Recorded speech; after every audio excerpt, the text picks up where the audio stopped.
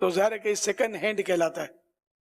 Second hand کی قیمت جو نیو کے مقابلے میں کم ہوتی ہے. حضرت صاحب میں اپنی معلومات کے لیے آپ سے یہ سوال کر رہا ہوں، موبائل مارکیٹ کے اندر یہاں پہ کچھ موبائل جیسا فروخت بھی کیے جاتے ہیں، خریدے بھی جاتے ہیں، لیکن نیا ڈبہ پیک اگر کوئی موبائل اگر بیچا جاتا ہے اور 2 دن بعد کسٹمر واپس لے آتا ہے کہ جی یہ موبائل مجھے نہیں چاہیے، یہ رکھ لیں، تو اب اس کے اوپر دکاندار نے ایک کام یہ کرتا ہے کہ جی یہ ڈبے کی سیل کھل گئی ہے اور اس طریقے سے اب آپ ایسا کریں کہ اس کے اوپر آپ کو پیسے دینے پڑیں گے، پیسے کاٹوں گا میں.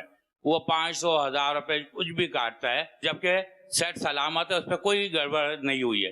تو آیا یہ پیسے جو لیے جا رہے ہیں وہ جائز ہیں یا ناجائز ہیں؟ بے ہے نا یہ نہیں. یہ نئی خرید و فروخت ہوتی ہے، پہلی وہ ختم کر کے اب نہیں کر رہے ہیں.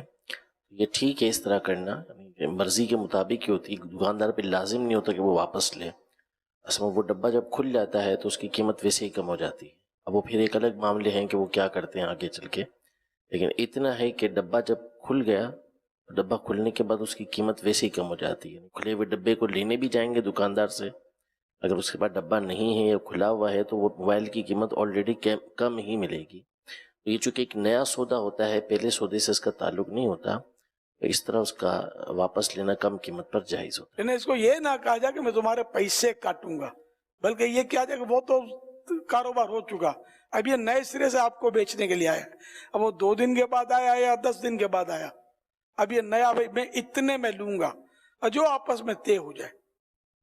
اب بھلے اس نے استعمال کیا ہو نہیں کیا ہو، جو بھی ہے وہ نئے سودے میں جو بھی طے ہو جائے جس رقم پر، جس میں جھوٹ نہ ہو، دھوکہ نہ ہو، تو وہ یہ کاروبار جائز ہو جائے گا.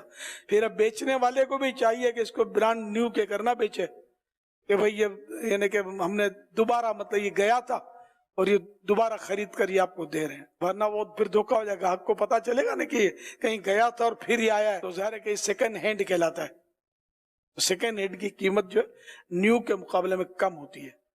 حق حلال کمائیں، 2 نوالے کم کھائیں، وہ حلال کے کھائیں، اور اپنے بچوں کے پیٹ میں حلال کے ڈالیں، تو انشاءاللہ بہت ساری آفتوں سے دنیا میں بھی بچیں گے اور آخرت کی آفتوں سے بھی انشاءاللہ بچت ہوگی.